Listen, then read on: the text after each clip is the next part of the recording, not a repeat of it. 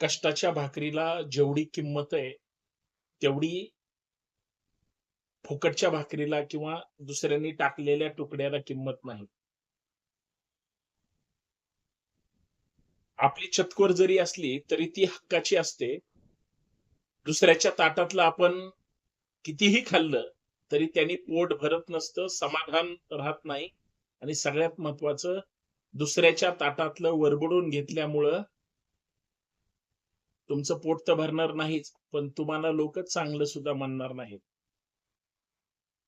आपल्याला नेहमी दुसऱ्याच्या ताटाकडे बघायची सवय असते. आपल्या कर्तृत्वाला प्रमाण मानून त्याच्यावर विश्वास ठेवायची बऱ्याच लोकांची ती आता धारणा राहिलेली नाही.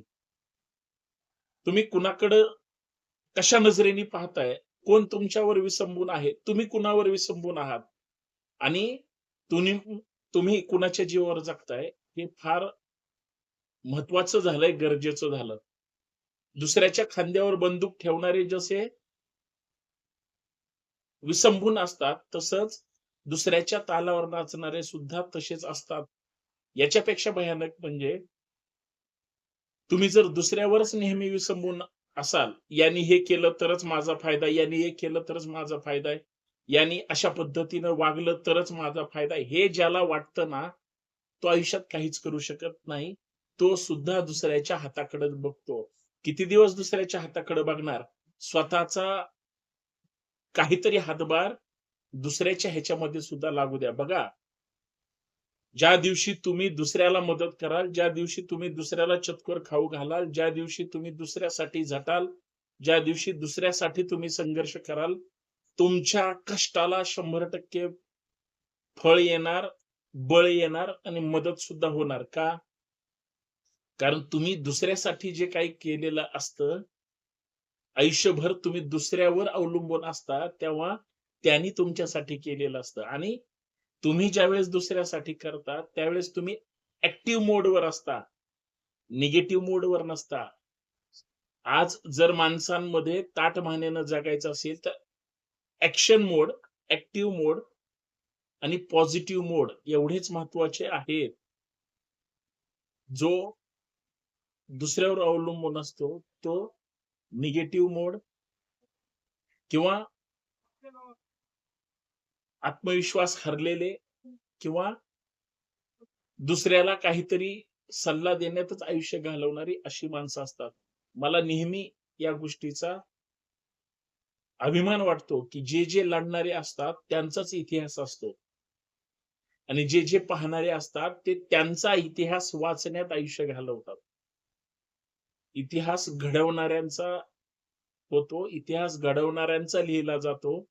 वाचणारे इतिहास घडवत नाहीत. वाचणारे फक्त इतिहासात रमतात. पण इतिहासातून प्रेरणा घेतल्याशिवाय वर्तमान जगायला मजा येत नाही आणि भविष्यात क्रांती सुद्धा होत नाही. म्हणून मी नेहमी सांगत असतो, माझं हे स्पष्ट म्हणणं आहे,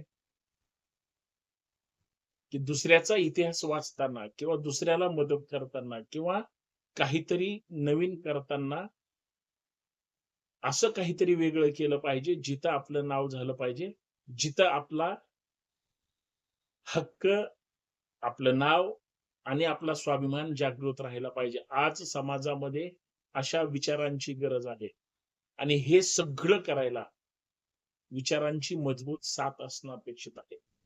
जे विचारांवर काम करतात, जे विचाराशी बांधील असतात आणि जे विचारधारेनेच आयुष्य जगतात, तेच आयुष्यात काहीतरी चांगलं करतात. जे आयुष्यात विचारधारेने काम करत नाहीत, ते संपलेले असतात. म्हणून विसंबून अशा गोष्टीवर राहा, जे काहीतरी विचार देतील. विचारशील लोकांच्या संपर्कात राहिला, तर आत्मविश्वासाने काहीतरी करू शकतात.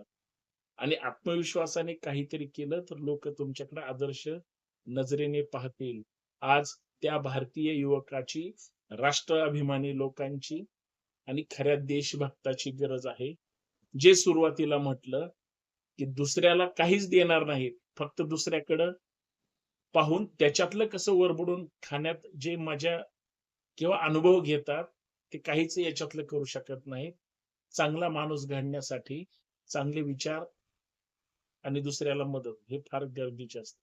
माझं असं वैयक्तिक मत आहे. तुमचं काय मत आहे नक्की कळवा. जय शिवराय. खरं आहे की खोटं आहे? खरं असेल तर बंडखोर नेता हे चॅनल सबस्क्राईब करा आणि हा व्हिडिओ जास्तीत जास्त शेअर करा. सत्य की जय हो.